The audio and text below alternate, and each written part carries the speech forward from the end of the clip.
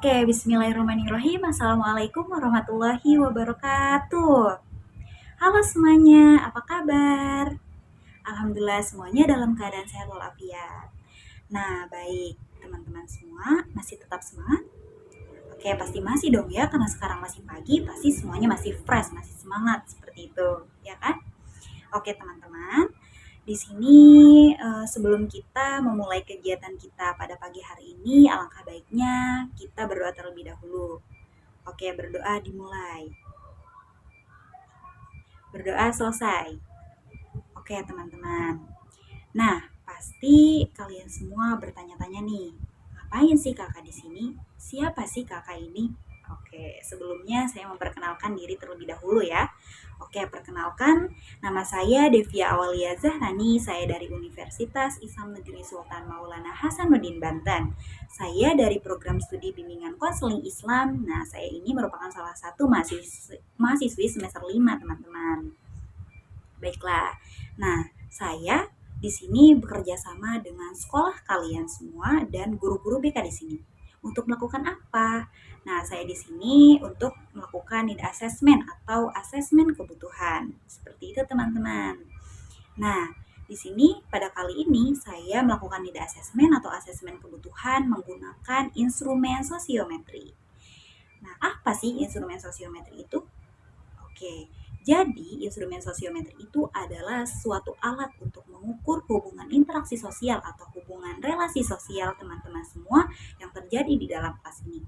Apakah hubungan interaksi sosial teman-teman di sini baik ataupun kurang baik, seperti itu.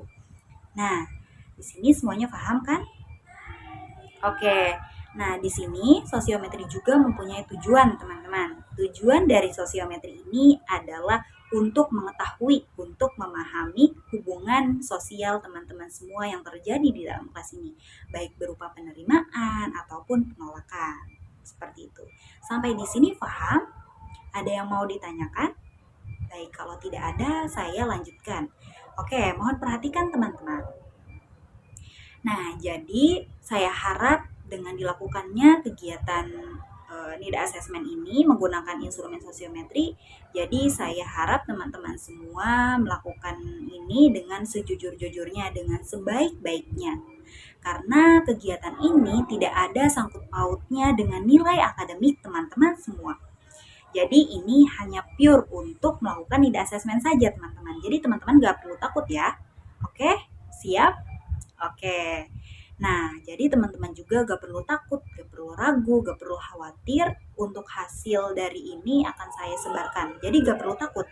Jadi saya akan merahasiakan hasil yang sudah teman-teman isi nanti. Kayak gitu. Jadi hanya saya yang tahu. Saya akan tutup rapat-rapat. Seperti itu.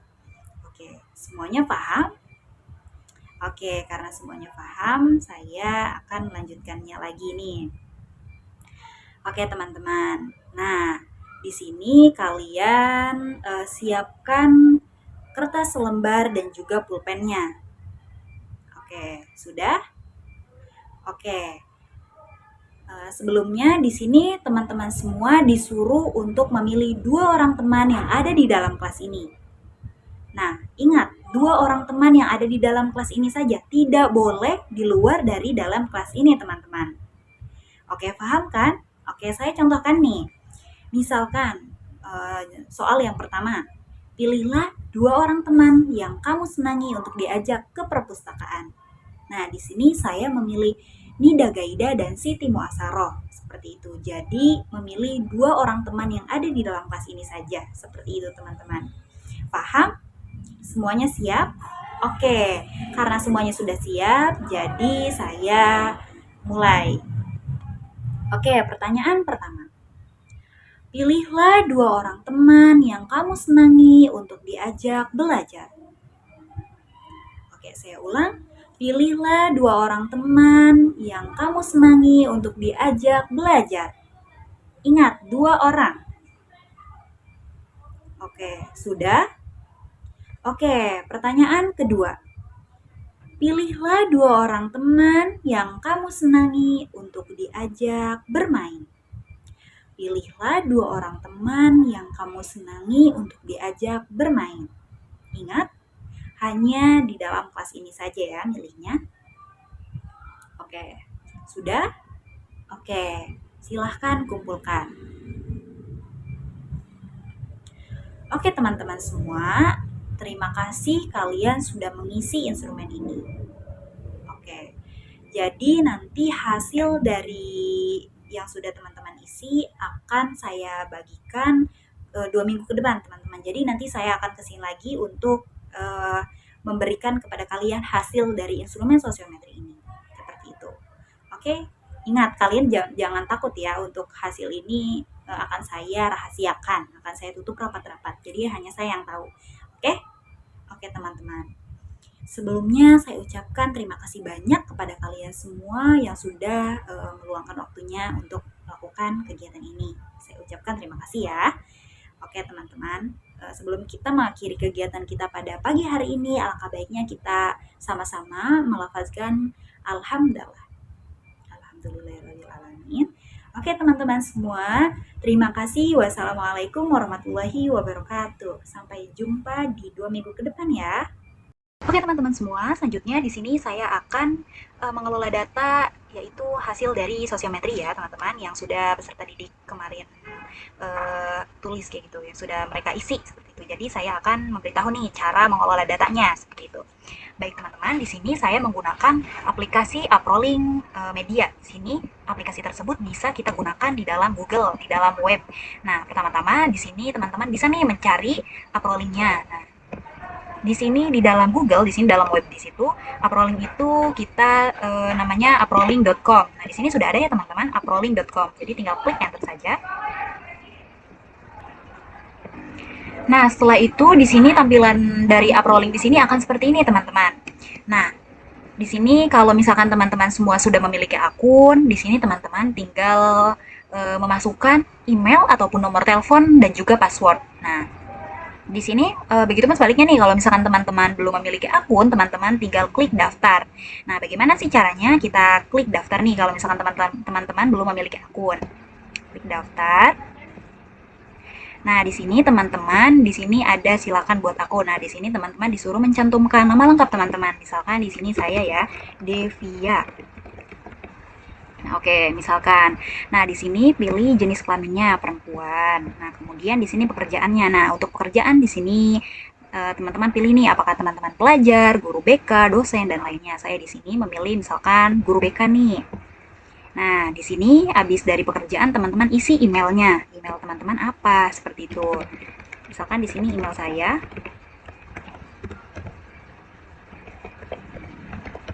Nah, setelah dari email, teman-teman di sini masukkan nomor teleponnya. Seperti itu. Nah, di sini sudah memasukkan nomor telepon, di sini masukkan kata sandi. Ingat, kata sandi itu di pertama huruf besar dan diakhiri dengan huruf angka ya. Yang pertamanya huruf besar dan yang terakhirnya itu angka, seperti itu. Nah, di sini konfirmasi kata sandi. Nah, seperti ini ya teman-teman. Nah, di sini ada captcha. Nah, di sini teman-teman ikuti di sini.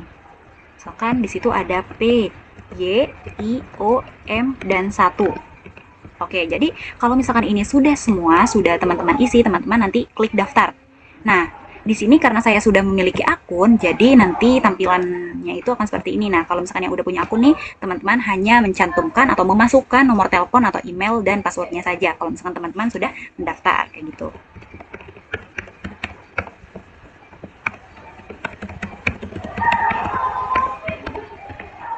Nah, di sini saya sudah masuk ke akun saya. Oke. Nah, di sini adalah tampilan pertama dari aplikasi Uprolling, teman-teman. Nah, di sini pertama-tama teman-teman pergi ke basis data. Nah, di dalam basis data di sini ada beberapa poin nih, ada nama instansi, tahun akademik, level kelas, dan juga peserta didik. Pertama-tama teman-teman masukkan nama instansinya terlebih dahulu. Nah, di sini kan karena saya sudah menambahkan nama instansi tersebut, kalau misalkan teman-teman baru mendaftar, nanti di atas sini ada tambah data. Jadi teman-teman klik nanti tambah data di sini, nanti tampilannya akan seperti ini teman-teman nih. Kalau teman-teman mengklik tambah data, nah tampilannya akan seperti ini. Jadi di sini nanti teman-teman nama sekolah di sini masukkan nama sekolah yang teman-teman kunjungi seperti itu.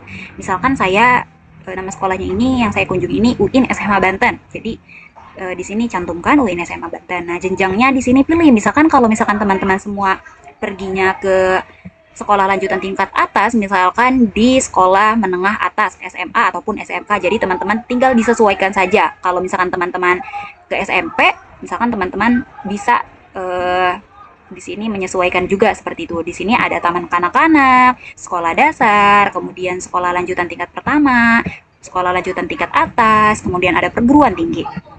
Nah, di sini karena saya perginya ke UIN SMA Banten, jadi saya pilih yang universitas seperti itu. Nah, kalau kecamatan di sini yaitu kecamatan dari nama sekolah ini. Kecamatannya apa nih? Misalkan saya yaitu Kota Serang Curug seperti itu. Nah, kalau yang alamat sekolah ini perlu kalian ketahui nih, alamat dari sekolah itu apa, alamat lengkapnya. Seperti itu ya, teman-teman. Kalau sudah ke alamat sekolah, di sini teman-teman bisa mengisi nomor identitas kepala sekolah. Seperti itu. Nah, perlu kalian ketahui nomor identitas kepala sekolah di sini kalau nggak ada, nggak apa-apa, nggak diisi juga, teman-teman. Selanjutnya di sini ada gelar depan kepala sekolah. Di sini gelar depan kepala sekolahnya misalkan profesor, doktor. Nah, di sini cantumkan di sini atau dokter juga cantumkan seperti itu. Gelar belakangnya apa nih? Gelar belakangnya apa? Gelar belakang kepala sekolahnya kayak gitu. Nah, begitupun di sini. Ini apa? Nama lengkapnya. Di sini cantumkan nama lengkap kepala sekolahnya seperti itu, teman-teman. Kalau misalkan udah, teman-teman tinggal klik simpan yang ada di pojok kanan nih, yang hijau. Oke, di sini sudah, misalkan sudah disimpan. Oke, teman-teman sudah mengisi nama instansi. Selanjutnya, kalau sudah selesai di nama instansi, teman-teman pergi ke tahun akademik. Nah, di sini karena saya sudah mengisi tahun akademik ini, jadi di sini langsung ada. Kalau misalkan teman-teman belum mengisi, nanti di sini kosong, teman-teman. Jadi teman-teman tinggal klik yang tambah data. Tambah data. Nah, nanti tampilannya akan seperti ini, teman-teman. Misalkan sekolah yang tadi sudah teman-teman isi nih, nama instansinya otomatis akan ada di sini. Teman-teman tinggal klik. Nah, di sini tahun akademiknya tahun berapa? Misalkan 2025, 2026. Tinggal klik dan semesternya semester apa? Misalkan ganjil apa genap kayak gitu. Misalkan ganjil kayak gitu. Nah, di sini mulai semester dan berakhir semesternya itu kapan nih? Misalkan mulainya itu di tanggal 29, berakhirnya itu di bulan Desember misalkan 2025 di tanggal 31 misalkan. Nah, kalau sudah tinggal klik simpan, misalkan kayak gini ya. Ini buat contoh saja, teman-teman. Kalau misalkan teman-teman sudah mengisi, tampilannya akan seperti ini. Walaupun teman-teman mau mengedit ini, misalkan ini salah nih, tinggal klik di sini. Ini buat ngedit, teman-teman. Nah, di sini ya. Oke. Kalau misalkan teman-teman sudah mengisi tahun akademik, teman-teman lanjut next ke level kelas.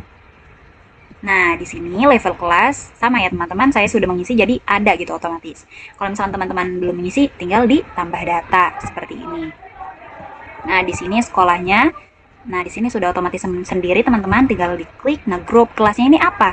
Kalau misalkan saya itu memilih sekolahnya itu UNIF, berarti saya di sini tinggal dipilih nih apakah dia ahli madya, doktor, magister atau sarjana. Jadi saya cantumkan sarjana saja. Misalkan kelasnya kelas berapa nih? Saya mengunjungi kelas BKI 5D misalkan. Kalau misalkan sudah, tinggal klik simpan. Seperti itu, teman-teman. Ini buat contoh ya. Oke. Kalau misalkan sudah diisi, tampilannya akan seperti ini. Kalau misalkan teman-teman mau ngedit, tinggal klik ini. Nah, di sini mengedit apa nih yang mau teman-teman ubah seperti itu. Nah, kalau misalkan sudah ke level kelas, teman-teman lanjut ke peserta didik. Nah, di sini teman-teman, di peserta didik di sini teman-teman bisa mengimpor data. Kalau misalkan mengimpor data, teman-teman buat dulu nama-nama peserta didiknya di Excel, buat dijadiin seperti tabel-tabel. Nanti kalau misalkan teman-teman sudah membuat nama-nama peserta didik di Excel, teman-teman tinggal klik impor data. Kemudian pilih sekolah di sini, misalkan UIN, sudah otomatis kelasnya sarjana BKI 5D, tahunnya di sini 2025-2026. Nah, di sini pilih file, teman-teman. File yang sudah teman-teman isi di Excel, file nama-nama pesertanya seperti itu. Nah, kalau udah, teman-teman nanti tinggal klik simpan seperti itu. Nanti tampilannya akan seperti ini, seperti itu, teman-teman. Di sini untuk melihat nih nama-namanya. Tuh, di sini ada nama-nama muridnya seperti itu, teman-teman. Nah, kalau misalkan teman-teman semua sudah mengisi database mulai dari instansi, tahun akademik, level kelas, dan juga peserta didik, teman-teman lanjut ke Absos. Nah, dari Absos di sini teman-teman bisa klik setting sosiometri.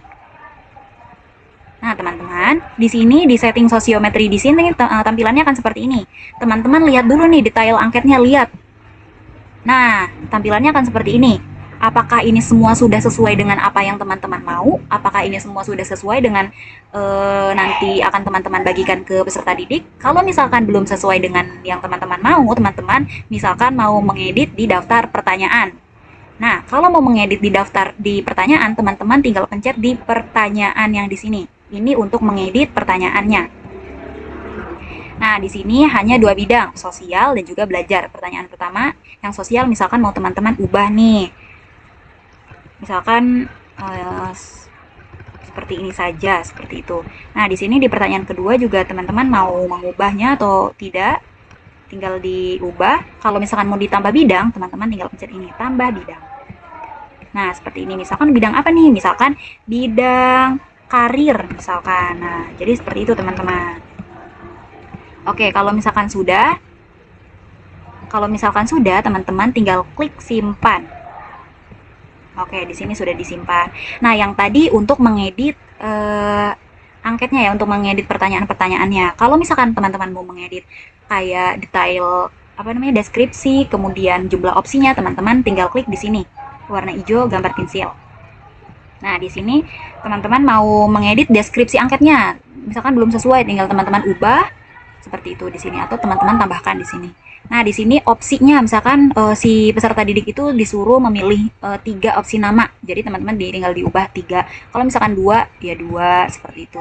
Nah, next di sini ada instruksi angket. Nah, instruksi angket di sini kata teman-teman misalkan kurang nih, berarti teman-teman tinggal menambahkannya seperti itu, teman-teman. Ataupun mengurangkan ini bisa kayak gitu. Nah, kalau ini itu adalah alasannya. Misalkan di sini teman-teman mau mengedit atau mengubah alasan yang ada di sini. Misalkan untuk menjaga omongan seperti itu. Nah, kalau misalkan ini udah sesuai dengan apa yang teman-teman inginkan, tinggal klik simpan. Nah, oke. Nah, karena di setting sosiometri kita sudah melihat dan mengedit pertanyaan-pertanyaan untuk dibagikan kepada peserta didik. Setelah ini lanjut ke atur pengguna. Nah, tampilannya akan seperti ini, teman-teman. Kalaupun teman-teman baru mendaftar, tinggal ditambah data seperti tadi. Di sini pilih nama sekolah. Nah, di sini pilih kelasnya. Di sini pilih tahun akademiknya. Di sini pilih angket. Nah, angket sosiometri variabel. Nah, di sini tanggal awal dan akhir berbaginya. Misalkan tanggalnya tanggal 29 nih. Misalkan tanggal 29 bulan 10 2025. Nah, di sini contohnya terakhirnya itu misalkan tanggal 31 Desember 2025. Seperti itu. Nah, di sini sudah. Nah, di sini di status kita aktifkan. Kalau misalkan sudah, nanti ini klik simpan. Nah, ini hanya untuk contoh ya, teman-teman. Nah, nanti kalau misalkan teman-teman sudah diatur pengguna, nanti tampilannya seperti ini. Seperti ini ya, teman-teman. Kalaupun teman-teman mau mengedit, tinggal pencet ini. Nah, seperti ini. Ini misalkan kita mengubah tanggalnya, misalkan sekarang tanggal 29 bulan 10 2025. Di sini teman-teman mau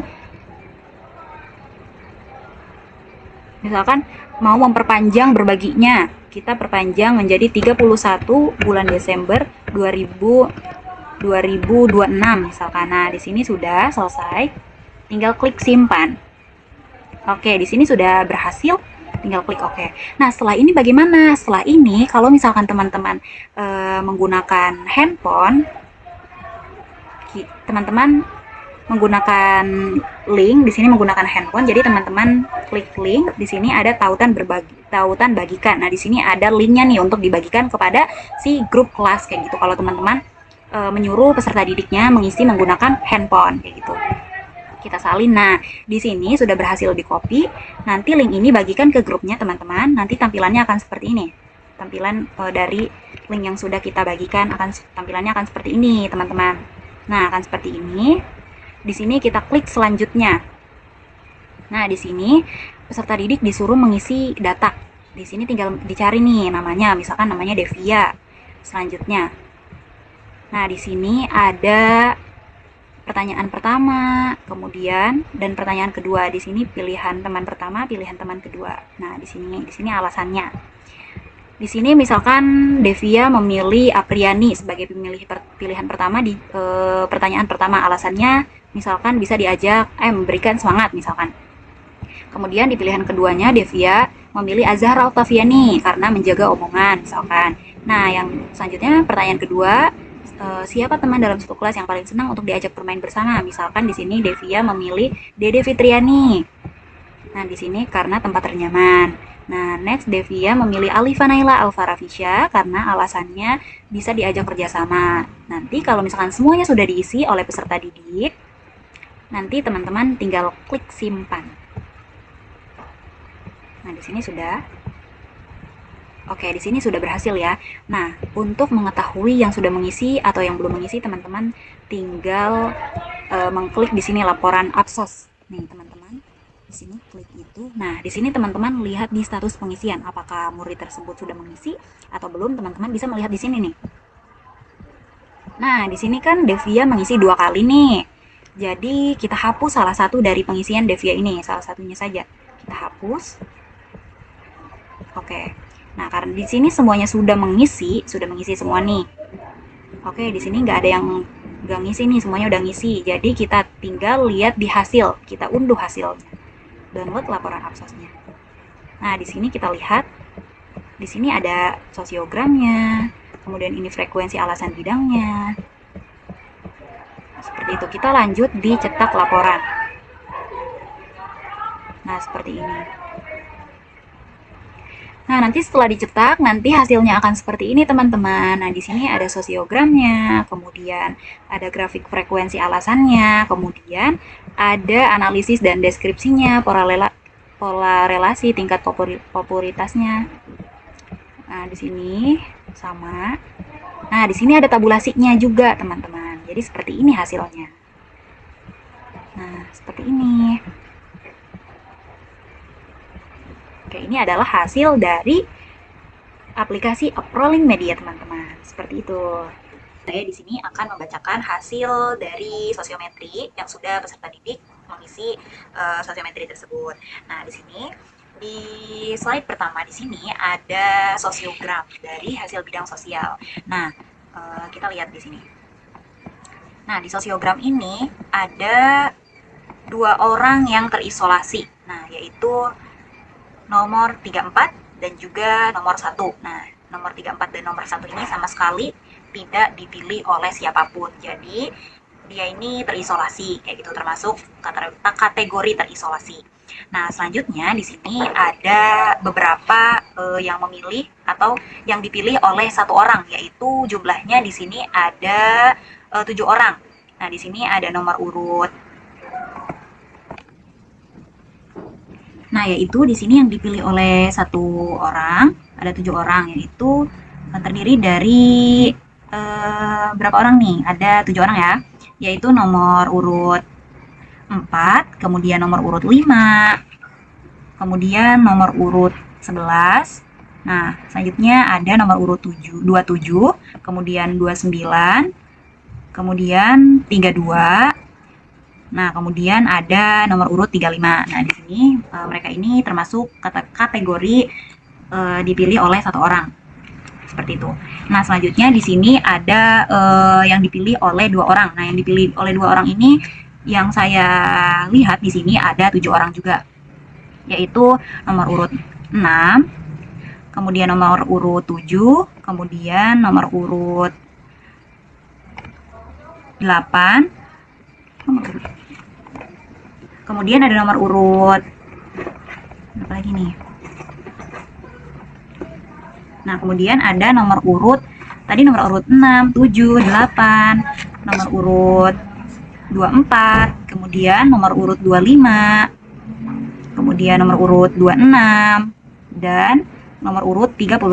Nah, dari yang sudah saya sebutkan itu termasuk kategori yang dipilih oleh dua orang. Kita lihat nih nomor urut 6. Nah, ini dipilih oleh dua orang seperti itu. Nah, next selanjutnya di sini ada kategori yang dipilih oleh 3 orang. Nah, yang dipilih oleh 3 orang yang sudah saya ketahui di sini yaitu berjumlah 7 orang.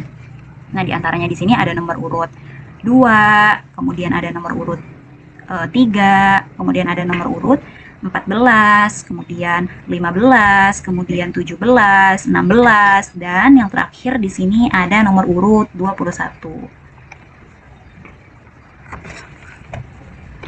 Nah, selanjutnya di sini yang dipilih oleh 4 orang, di sini ada 6 orang.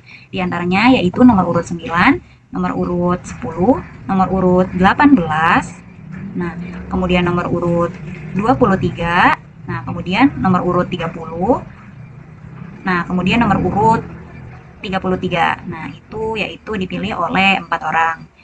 Selanjutnya yang dipilih oleh 5 orang, di sini ada 3 orang. Di sini ada nomor urut 19, kemudian nomor urut 20, kemudian yang terakhir ada nomor urut 22. Nah, seperti ini ya, 22, kemudian nomor urut 19, nah, 19 dan 20 seperti itu.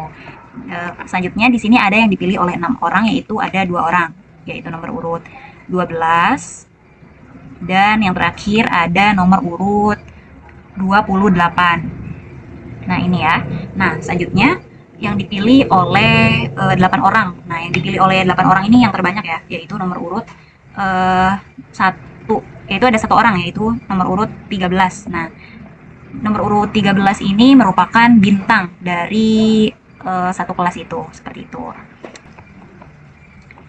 Nah, di sini ada analisis dan deskripsi. Nah, di sini ada di pola relasi antar siswa dalam kelompok, di sini ada kesalingan, segitiga, dan juga rantai. Nah, di antara ketiga ini itu di pola kesalingan itu, nah di sini di pola kesalingan menunjukkan hubungan antara siswa yang memiliki kedekatan yang kuat. Pola kesalingannya sebesar 31,58. Nah, artinya di pola kesalingan ini di pilihan pertama ini ada nomor urut 3 dan 9. Di pilihan nomor 2, 9 dan 22. Nah, artinya mereka ini saling memilih, ada timbal balik seperti itu. Nah, kalau misalkan di pola hubungan segitiga, di sini cuman ada di pilihan nomor 2, yaitu nomor urut 5, 19, dan 33. Artinya, di pola hubungan ini bahwasannya menunjukkan hubungan cukup kuat dengan kecenderungan kedekatan hubungan yang kuat. Nah, maksudnya apa? Maksudnya di pola hubungan segitiga ini dia itu seseorang, contohnya, saya memilih si A, dan si A-nya itu memilih si B, sedangkan si B-nya itu memilih saya, seperti itu. Jadi, ada pihak ketiga seperti itu. Nah, kalau misalkan di rantai ini nih paling banyak nih di pilihan pertama dan pilihan kedua. Nah, kalau misalkan di rantai ini tidak ada feedbacknya, tidak ada timbal baliknya gitu, tidak saling memilih. Misalkan saya memilih si A, si A-nya memilih B, si B, dan si B-nya memilih si C. Jadi tidak ada feedbacknya kayak gitu, tidak ada timbal baliknya seperti itu, teman-teman. Nah, ini semua dari hubungan sosial. Kalau misalkan di hubungan belajar, di sini ada Oke, selanjutnya di bidang belajar. Nah, kalau misalkan di bidang belajar, kita lihat di sini di sosiogramnya, di sini bahwasannya yang terisolasi itu ada 10 orang. Yang saya ketahui di sini ada 10 orang yang sudah saya lihat, yaitu nomor urut 1, kemudian nah di sini nomor urut 1, kemudian nomor urut 13, kemudian nomor urut 16, kemudian 19. Nah, selanjutnya 21 ini, kemudian nomor urut 25, kemudian nomor urut 27, next nomor urut 30. Nah, mana 30? Nah, ini 30 ya. Kemudian ada nomor urut 31, dan yang terakhir di sini ada nomor urut 34, seperti itu. Ini mereka itu merupakan kategori yang terisolir atau yang terisolasi kayak gitu, yang tidak dipilih kayak gitu. Selanjutnya ada beberapa yang dipilih oleh 1 orang, yaitu berjumlah 2 orang. Nah, di antaranya yaitu ada nomor urut yang sudah saya cari, di sini ada nomor urut 9 dan juga yang terakhir ada nomor urut 8. Nah, mereka ini kategori masuk ke dalam kelompok yang dipilih oleh 1 orang, seperti itu. Nah, kemudian selanjutnya di sini ada yang dipilih oleh 2 orang, yaitu berjumlah 7 orang. Nah, di sini ada nomor urut 2, kemudian nomor urut 3, Next, nomor urut 10, kemudian nomor urut 14, kemudian nomor urut 15, kemudian nomor urut 26. Nah, di sini 26 ya. Nah, ini 26. Nah, di sini 26, kemudian nomor urut 33. Nah, itu eh, masuk ke dalam kategori yang dipilih oleh 2 orang seperti itu. Nah, selanjutnya yang dipilih oleh 3 orang. Di sini yang sudah saya ketahui juga ada 7 orang. Di antaranya yaitu ada nomor urut 5, kemudian ada nomor urut 11, nah kemudian ada juga nomor urut 12, kemudian ada nomor urut 17, kemudian ada nomor urut 29 ini, kemudian ada nomor urut 32, nah kemudian ada nomor urut 35, seperti itu. Mereka ini termasuk ke dalam kategori yang dipilih oleh 3 orang. Nah, selanjutnya ada yang dipilih oleh 4 orang, berjumlah 3 orang yang sudah saya cari. Nah, di sini ada nomor urut 4, kemudian nomor urut 20, kemudian nomor urut 22, kayak gitu. Mereka termasuk kategori yang dipilih oleh 4 orang. Selanjutnya ada yang dipilih oleh 5 orang, yaitu berjumlah 2 orang, nomor urut 6 dan juga 28. Nah, nomor urut 6 dan juga nomor urut 28 ini.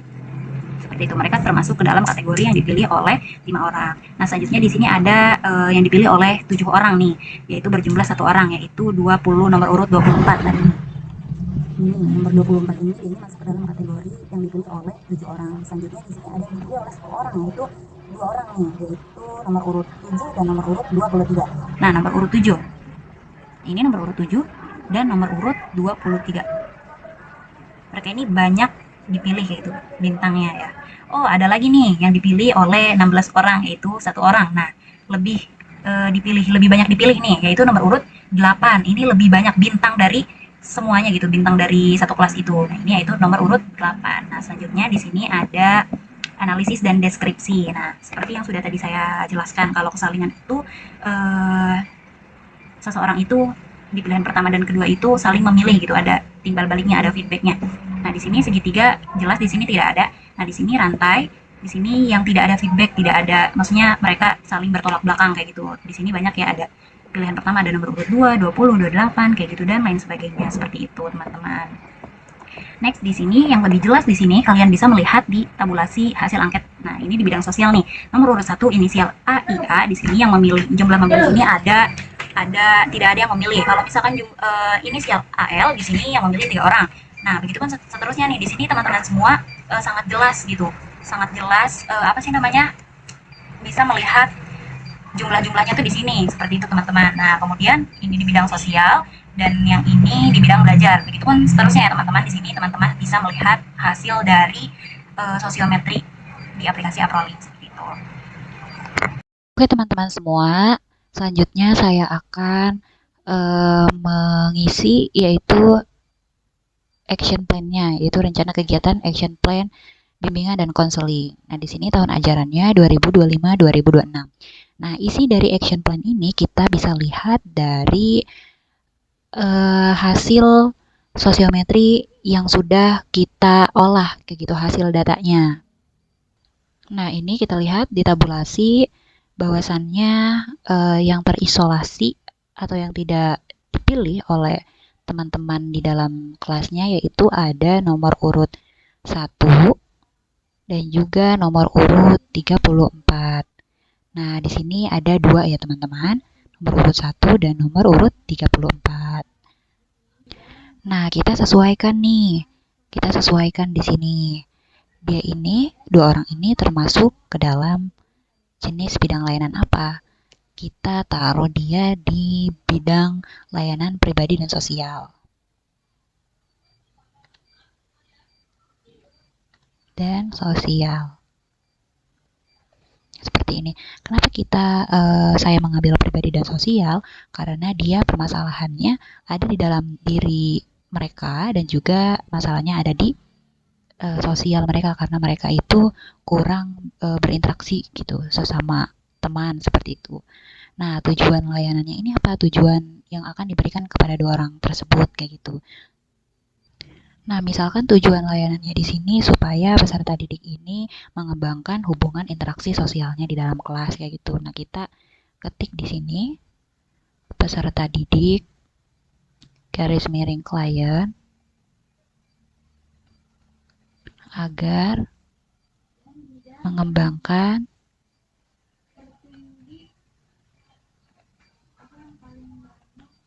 hubungan interaksi sosial. Nah, seperti ini. Kenapa tujuannya ini seperti ini? Karena permasalahan dari mereka ini yaitu hubungan interaksi sosialnya itu kurang kayak gitu, sehingga mereka ini tidak dipilih oleh teman-temannya seperti itu. Nah, strategi layanan yang diberikan kepada mereka ini apa? Strategi layanannya.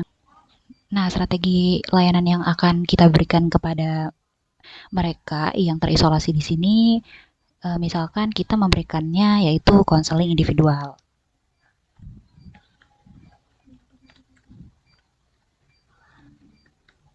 Nah, mengapa diberikan konseling individual? Karena permasalahannya ini ada di pribadi dan sosial. Jadi kita menggunakan strategi layanannya di sini menggunakan konseling individual kayak gitu. Karena mereka ada 2 orang ya yang terisolasi dalam bidang sosial gitu. Nah, kemudian materi yang akan diberikan kepada mereka ini apa, berupa apa, seperti itu. Nah, di sini saya akan memberikan materi kepada yang terisolasi itu, yaitu membangun hubungan interaksi sosial yang positif, misalkan.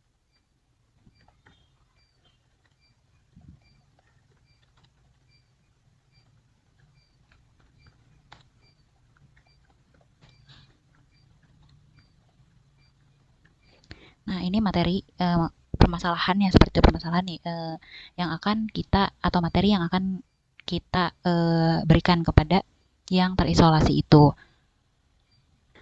Nah, selanjutnya di sini ada metode. Nah, metode yang akan kita gunakan, yang akan kita berikan kepada 2 murid yang terisolasi itu, kita gunakan tatap muka ya teman-teman, karena ini konseling individual. Dan juga kita berikan role playing, bermain peran.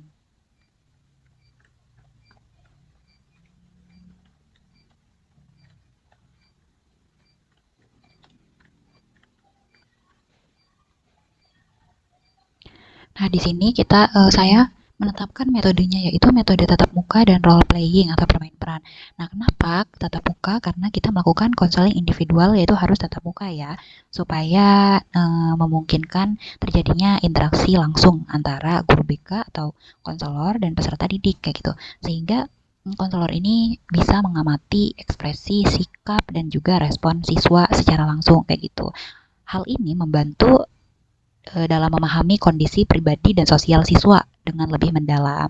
Nah, mengapa di sini menggunakan role playing atau bermain peran? Nah, jadi role playing atau bermain peran di sini efektif untuk mengembangkan kemampuan sosial dan empati siswa kayak gitu. Karena mereka ini dapat belajar memahami perasaan dan sudut pandang orang lain melalui situasi yang diperankan seperti itu. Makanya saya mengambil role playing ini kayak gitu. Jadi dengan melalui bermain peran, siswa ini belajar secara aktif dan menyenangkan seperti itu, bukan hanya mendengarkan teori saja kayak gitu. Mereka ini berlatih berinteraksi dengan cara yang positif kayak gitu. Jadi memecahkan konflik sosial serta memperbaiki pola komunikasinya seperti itu. Jadi metode ini sangat sesuai ya dengan tujuan layanan pribadi dan sosial, yaitu supaya peserta didik ini mengembangkan hubungan sosial yang sehat dan efektif kayak gitu. Nah, selanjutnya di sini media yang akan saya gunakan untuk siswa yang terisolir ini yaitu menggunakan lembar refleksi.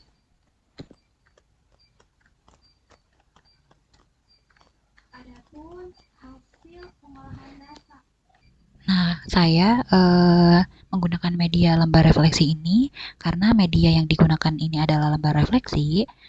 Jadi media ini tuh membantu peserta didik buat merenungkan kembali pengalaman dan perasaan mereka setelah mengikuti kegiatan tersebut kayak gitu. Jadi dengan lembar refleksi, siswa ini bisa menuliskan apa yang mereka pelajari. Jadi bagaimana perasaan mereka saat bermain peran kayak gitu dan apa yang bisa mereka perbaiki dalam hubungan sosialnya kayak gitu. Nah, jadi dari situ mereka bisa menyadari hal-hal yang positif yang sudah mereka lakukan kayak gitu, teman-teman. Jadi lembar refleksi ini sangat membantu siswa buat untuk lebih memahami dirinya sendiri dan bagaimana mereka bisa berhubungan lebih baik lagi dengan orang lain nantinya seperti itu. Nah, selanjutnya di sini evaluasinya di sini menggunakan Leiseg dan Leijapen. Nah, di sini evaluasinya menggunakan ini karena evaluasi kegiatan ini itu karena evaluasi Leiseg ini digunakan untuk melihat respon dan pemahaman peserta didik secara langsung seperti itu setelah dilakukannya kegiatan berlangsung. Jadi kita seorang konselor bisa tahu apakah mereka sudah memahami materi dan tujuan layanan tersebut kayak gitu. Sedangkan kalau misalkan Leijapen di sini digunakan untuk menilai perubahan sikap atau perilaku peserta didik setelah selesai kegiatan kayak gitu. Serta kita ini melihat sejauh mana tindak lanjut dari hasil layanan tersebut berjalan dengan baik kayak gitu. Jadi dengan dua instrumen ini evaluasi jadi lebih lengkap gitu karena mencakup penilaian selama kegiatan berlangsung dan sesudah kegiatan kayak gitu teman-teman. Nah, selanjutnya di sini kita lanjut ke di sini ada yang tadi bidang sosial dan sekarang yang bidang belajarnya teman-teman. Di sini kita lihat di sini di bidang belajar yang terisolir itu ada berapa orang nih? 1, 2, 3, 4, 5, 6, 7, 8, 9. Ada 9 orang ya perkiraan. Oh, ada 10 orang. Nah, ini 10. Nah, di sini bidang layanannya itu belajar. Nah, di sini tujuan layanannya ini agar peserta didik mengembangkan efektivitas belajarnya misalkan. Nah, di sini agar peserta didik meningkatkan efektivitas belajar.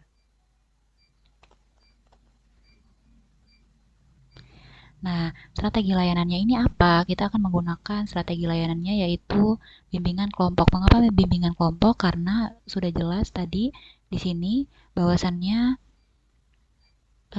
dari hasil tabulasi angket di tingkat belajar di sini ada 10 orang yang terisolasi atau yang terisolir. Jadi kita menggunakan strategi layanannya di sini menggunakan bimbingan kelompok.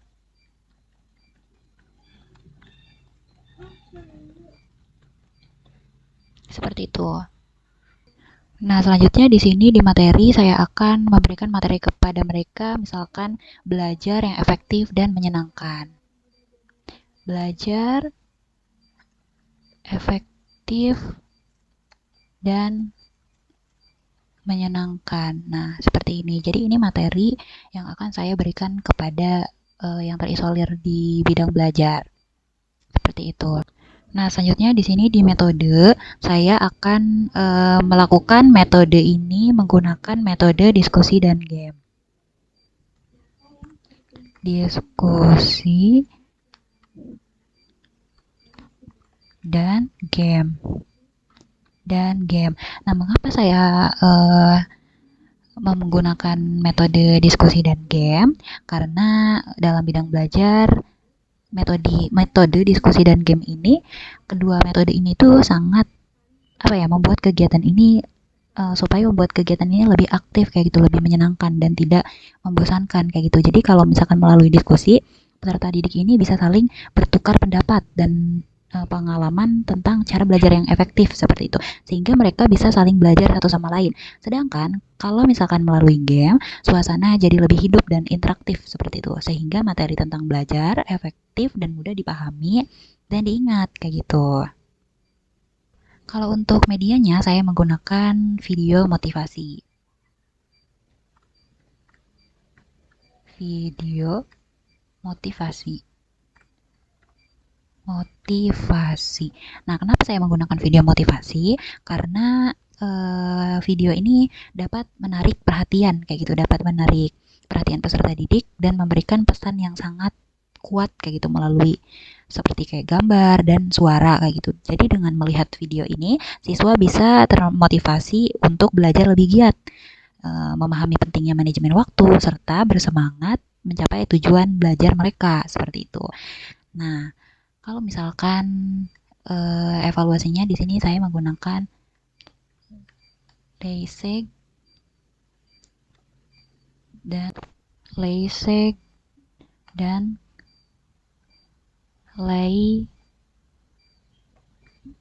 Japang. Jadi saya evaluasinya di sini menggunakan Leisek dan Lei Japan. Bisa jadi seperti ini action plan dari hasil instrumen sosiometri teman-teman.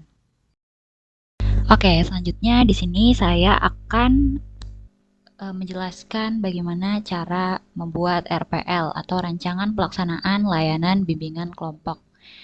Nah, di sini saya menggunakan RPL ini yaitu RPL bimbingan kelompok. Kenapa? Karena yang tadi siswa atau peserta didik yang terisolir di bidang belajar itu ada 10 orang, jadi saya memilih salah satu RPL-nya itu yaitu bimbingan kelompok, teman-teman. Nah, di sini di dalam RPL bimbingan kelompok ini, di sini yang pertama, di sini ada komponen layanan. Nah, komponen layanannya di sini menggunakan layanan dasar. Nah, selanjutnya di sini bidang layanan. Bidang layanannya disesuaikan dengan action plan yang di atas nih.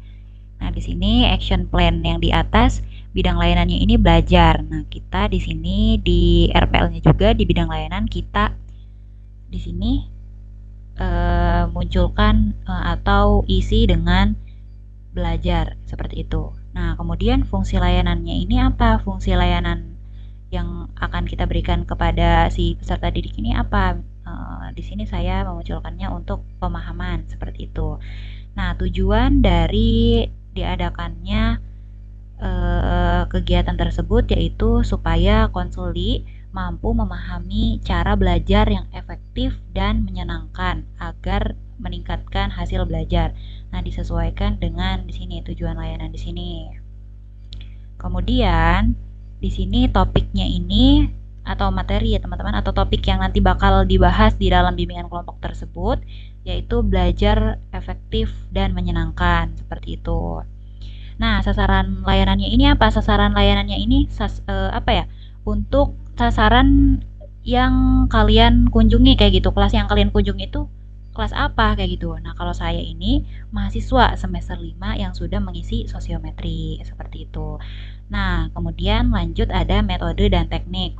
Nah, metode dan teknik di sini yang saya gunakan di sini ya, metodenya lihat dari sini teman-teman. Nah, di sini metode dan teknik yang saya gunakan diskusi dan tanya jawab seperti itu.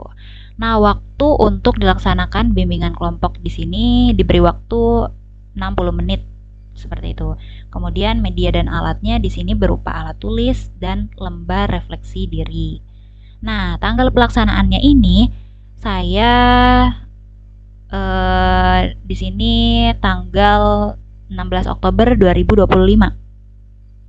Kemudian sumbernya ada dari artikel ya teman-teman di sini. Ini sumber-sumber bacaannya. Nah, di sini lanjut ke uraian kegiatan. Nah, yang pertama di sini di tahap awal. Oh ya teman-teman, perlu kalian ketahui bahwasannya di uraian kegiatan, maksud dari uraian kegiatan di sini ini adalah kegiatan teman-teman semua saat melakukan bimbingan kelompok. Jadi di sini diuraikan sama teman-teman di sini. Di sini ada tahap awal, kemudian di tahap awal ada pernyataan tujuan, ada penjelasan tentang langkah-langkah, kemudian di sini ada mengarahkan kegiatan, kemudian di sini ada tahap peralihan, tahap kerja, nah dan juga tahap pengakhiran seperti itu. Kita jelaskan di tahap awal terlebih dahulu. Nah, di tahap awal di sini yang pertama ada di pernyataan tujuan.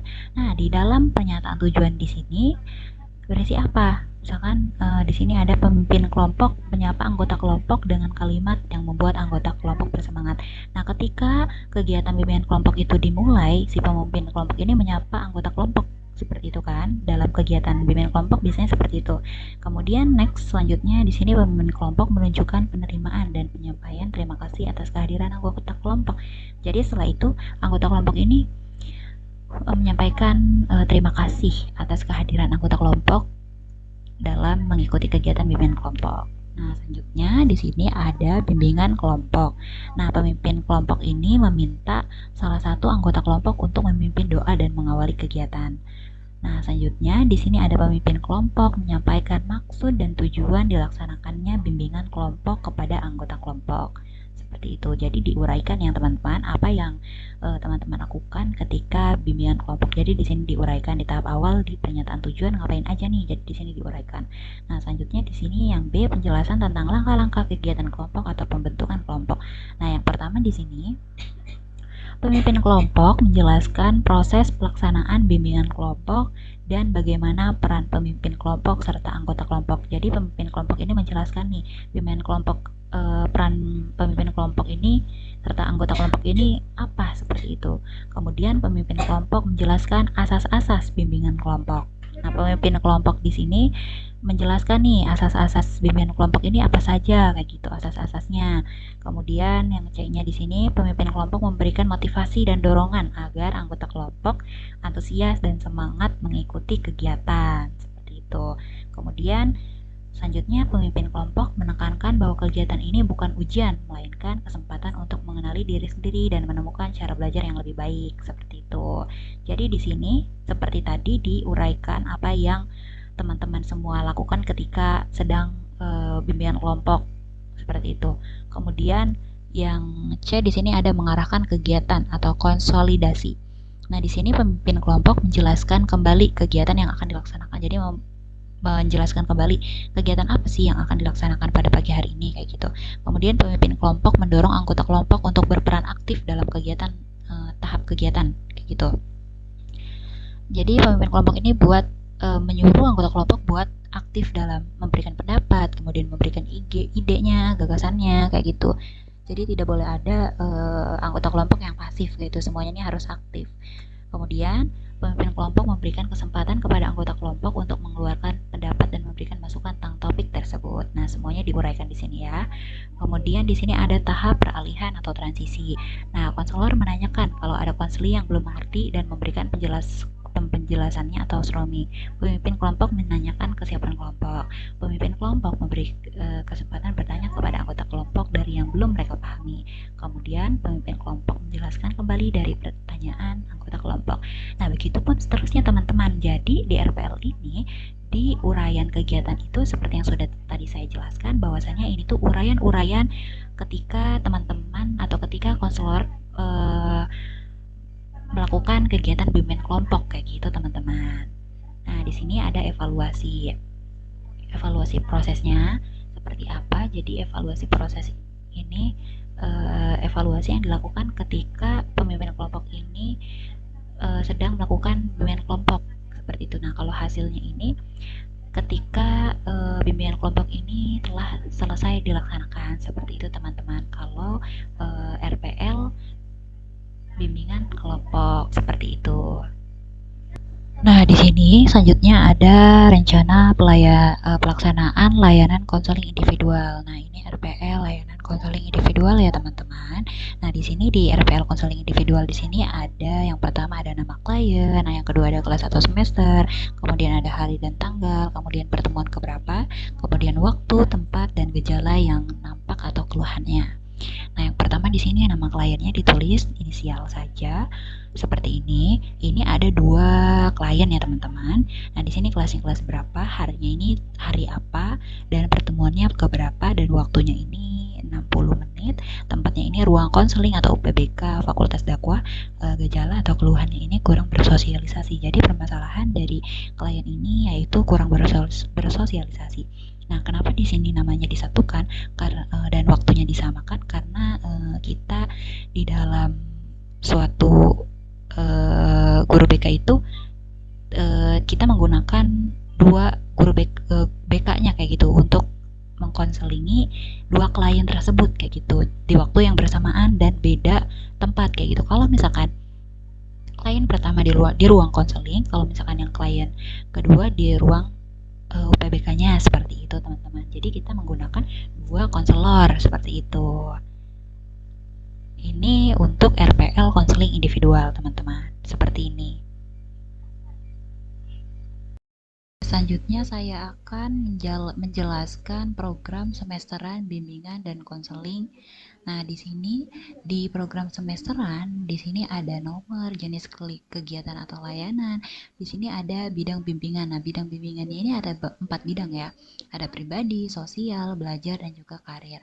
Nah, setelah itu ada fungsi bimbingan dan konseling.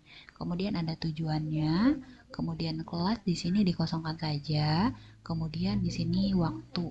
Nah, di sini waktunya kapan kayak gitu. Oke. Di pertama, nah di sini ada persiapan. Nah, yang pertama di sini ada pembagian tugas konselor. Nah, pembagian tugas konselor ini di dalam bidang tersebut membutuhkan pembagian tugas konselor gak? Kalau misalkan iya, teman-teman semua tinggal menceklis di berapa bidang yang teman-teman butuhkan. Misalkan saya di sini hanya menceklis di 2 bidang saja karena di dalam sosiometri itu yang sudah saya olah di situ hanya ada 2 bidang pribadi, hanya ada 3 bidang pribadi, sosial, belajar. Nah, seperti itu. Nah, fungsi dari kegiatan itu, fungsi bimbingan dan konselingnya ini untuk pengembangan, pemeliharaan, pemahaman, dan juga pencegahan. Nah, tujuannya ini apa? Tujuan dilakukan pembagian tugas konselor tersebut untuk apa? Seperti itu. Nah, agar pelaksanaan BK terarah dan seimbang sesuai dengan bidangnya masing-masing. Seperti itu, teman-teman. Nah, di sini kelasnya kelas berapa diisi kalau misalkan ada, dan juga waktunya kapan. Misalkan saya melaksanakan pembagian tugas konselor ini pada 3 bidang ini di waktunya itu di awal semester, misalkan di bulan Agustus kayak gitu. Seperti itu. Nah, yang kedua di sini ada asesmen kebutuhan. Nah, asesmen kebutuhan di sini pada 3 bidang ini membutuhkan asesmen kebutuhan tidak? Kalau misalkan membutuhkan, maka di checklist seperti ini. Nah, fungsinya ini apa? Kayak gitu. Tujuannya ini apa? Tujuannya buat mengidentifikasi kebutuhan, potensi, dan permasalahan peserta didik atau klien dalam bidang pribadi, sosial, dan juga belajar sebagai dasar penyusunan program layanan BK. Nah, waktunya ini kapan? Waktunya ini misalkan saya isinya di sini minggu ke-2 sampai ke-3 Agustus kayak gitu. Next di sini menyusun program bimbingan dan konseling. Nah, di sini menyusun program bimbingan dan konseling di sini dibutuhkan dalam ketiga bidang ini ya, teman-teman. Nah, di sini fungsinya buat perencanaan, pengembangan, dan pemeliharaan. Tujuannya di sini agar program BK dapat berjalan dengan terarah, sistematis, serta mencakup seluruh aspek perkembangan peserta didik pada bidang pribadi, sosial, dan belajar. Nah, waktunya di sini kita awal semester. Nah, kemudian di sini ada konsultasi program bimbingan dan konseling. Konsultasi program bimbingan dan konseling di sini dilakukan pada ketiga bidang ini, yaitu pribadi, sosial, dan juga belajar. Fungsinya buat pemahaman, pencegahan, pengembangan seperti ini. Ini tujuannya dan ini waktunya kira Agustus. Jadi ini itu jenis kegiatannya sesuaikan dengan kebutuhan si bidang-bidang tersebut kayak gitu. Kalau misalkan di dalam persiapan ini di asesmen kebutuhan, misalkan di dalam bidang pribadi tidak membutuhkan asesmen kebutuhan, berarti tidak usah diisi. Yang diisi hanya pribadi dan belajarnya saja kayak gitu. Begitupun seterusnya, teman-teman. Kalau misalkan di dalam persiapan ini pada suatu bidang tidak membutuhkan persiapan tersebut, maka tidak usah diisi seperti itu. Nah, kemudian di sini ada layanan bimbingan dan konseling. Nah, kalau misalkan layanan bimbingan dan konseling, di sini ada layanan dasar. Nah, ini sesuaikan dengan action plan-nya. Ini sesuaikan dengan ini sesuaikan dengan RPL-nya, teman-teman. Nah, di sini RPL bimbingan kelompok, maka kita akan menggunakan bimbingan kelompok dan komponen layanannya di sini layanan dasar. Nah, berarti di sini di program semesterannya di sini di layanan bimbingan dan konseling kita memakai layanan dasar dan menggunakan bimbingan kelompok. Di bidang apa? Nah, di sini ada 3 bidang, pribadi, sosial, dan belajar. Kan kita menggunakan bimbingan kelompok itu di bidang belajar, berarti yang di checklist itu hanya yang bidang belajar saja, yang lainnya dikosongkan, seperti itu. Nah, fungsi dari diadakannya bimbingan kelompok ini fungsinya apa? Misalkan buat pengembangan, pemahaman, dan juga pengembangan, kayak gini. Nah, kemudian tujuan dilakukan bimbingan kelompok ini apa? Misalkan supaya konseli atau peserta didik mampu memahami cara belajar yang efektif dan menyenangkan agar meningkatkan hasil belajar seperti itu. Nah, di sini waktu dilaksanakannya bimbingan kelompok ini berapa menit? Misalkan di sini 60 menit. Seperti itu. Jadi di layanan bimbingan dan konseling ini sesuaikan dengan RPL teman-teman semua. Seperti itu. Kalau misalkan teman-teman menggunakan di layanan bimbingan dan konseling menggunakan layanan dasar, di bimbingan klasikal berarti yang diisi itu di bidang apa? Misalkan bimbingan klasikalnya di bidang sosial, berarti yang di checklist itu hanya bimbingan di bidang sosial saja. Tetapi kalau misalkan di ketika bidang, misalkan di bidang pribadi, sosial, sama belajar, berarti yang di checklist itu ketiga-tiganya dan fungsinya apa, tujuannya apa, dan waktunya kapan, seperti itu. Nah, di sini ada layanan peminatan dan perencanaan individual. Kalau misalkan teman-teman di layanan peminatan dan perencanaan individual di sini menggunakan bimbingan atau konseling individual, berarti teman-teman isinya yang konseling individual. Nah, bidangnya di bidang apa, teman-teman? Ini misalkan di bidang pribadi, berarti yang di checklist di bidang pribadi. Nah, fungsinya di sini buat apa? Misalkan fungsinya buat pengembangan. Nah, di sini tujuannya apa? Kelasnya kelas berapa?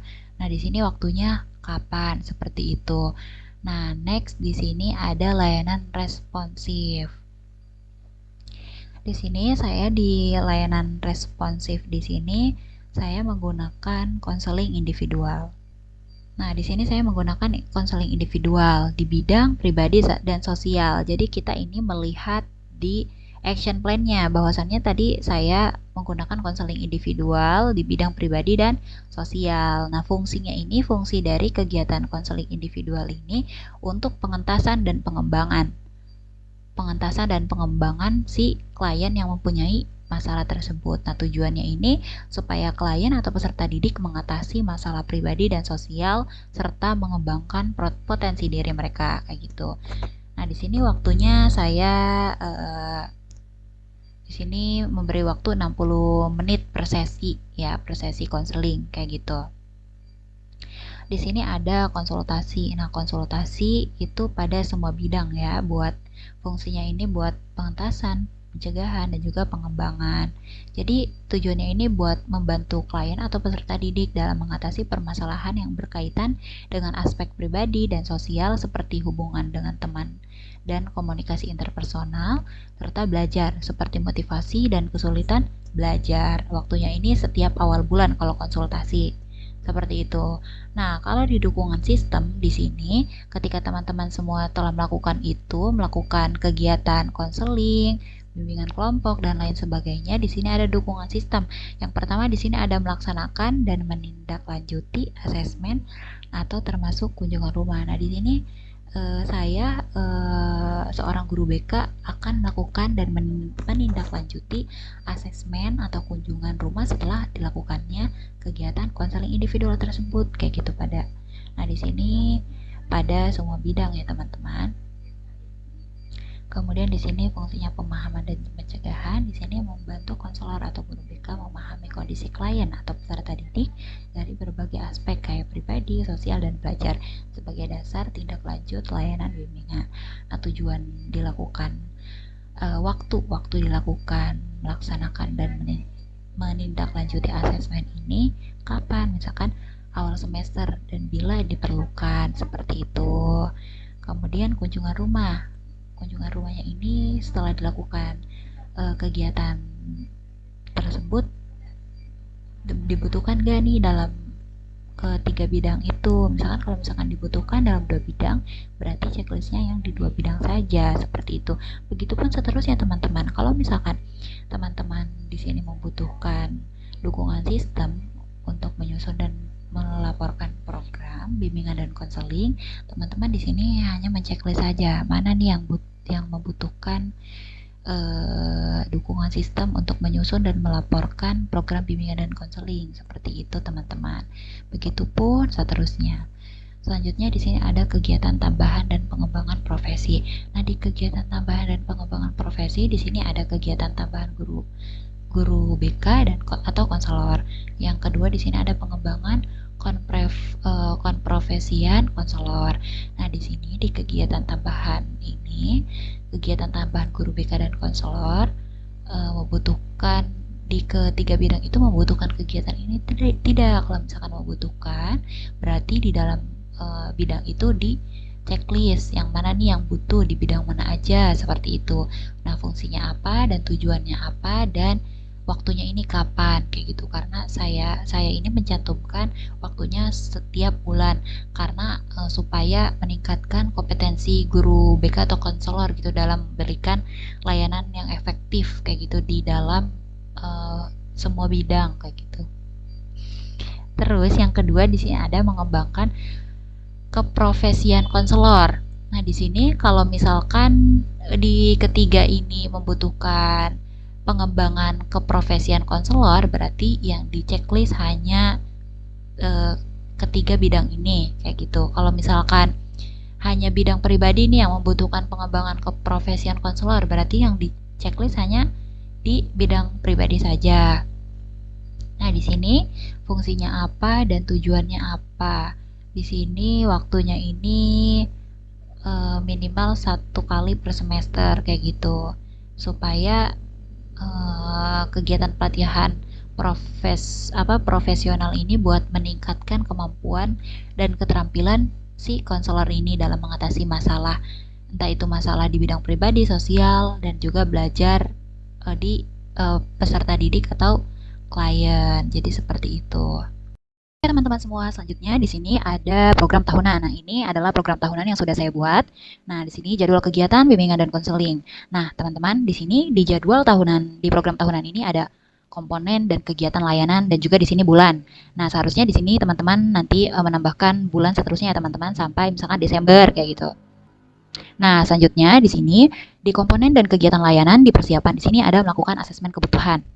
Nah, di persiapan di sini ada melakukan asesmen kebutuhan, dilakukan pada program tahunan ini teman-teman melakukan asesmen kebutuhan ini berapa kali di bulan apa dan minggu ke berapa. Misalkan di sini saya melakukan asesmen kebutuhan di bulan Agustus di dua minggu dan pada saat minggu kedua dan minggu ketiga.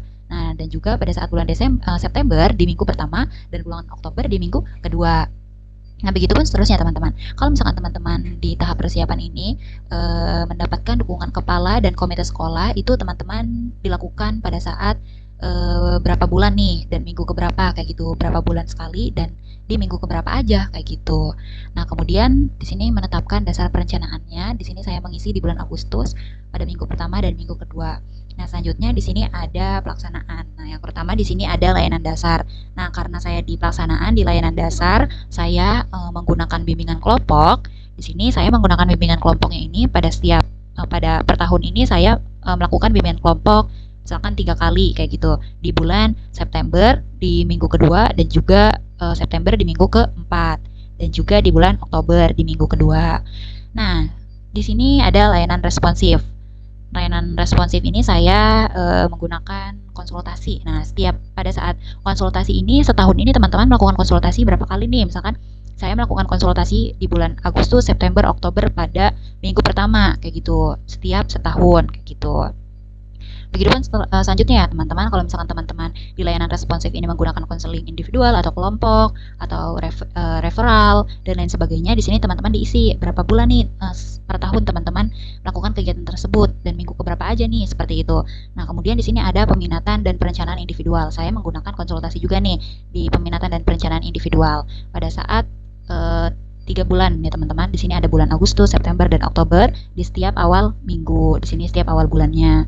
Nah, di awal bulan Agustus, di awal bulan September, dan juga di akhir bulan September seperti itu.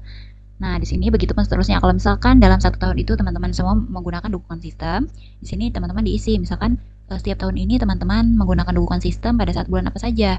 Misalkan pada saat bulan Agustus, di minggu keberapa aja, misalkan minggu ke-1 dan kedua, ya isi atau checklist di sini minggu ke-1 dan kedua. Atau di bulan September juga melakukan pengembangan jejaring misalkan. Nah, dan disesuaikan dengan apa yang sudah teman-teman lakukan. Nah, begitu pun seterusnya ya teman-teman. Nah, selanjutnya di sini ada akuntabilitas. Nah, di sini akuntabilitas itu poin-poinnya ada evaluasi proses, evaluasi hasil, supervisi, atau pembuatan laporan. Nah, kalau misalkan teman-teman melakukan evaluasi proses setiap tahun ini hanya melakukan evaluasi prosesnya itu di 1 bulan saja, yaitu di bulan Oktober, di minggu ke-2 dan ketiga. Berarti di sini teman-teman diisi di minggu ini seperti itu. Evaluasi hasilnya ini kapan? Sama saja misalkan di bulan Oktober di minggu kedua dan ketiga. Nah, di sini supervisinya setiap tahun ini dilaksanakan berapa kali nih? Misalkan di sini dilaksanakannya berapa nih? 3 kali setiap pada saat akhir Agustus, akhir September, dan akhir Oktober. Nah, setiap pembuatan laporan setiap tahun ini kapan? Misalkan di sini saya di pembuatan laporan setiap akhir semester kayak gitu, setiap per tahunnya. Setiap akhir semester di bulan Oktober seperti itu.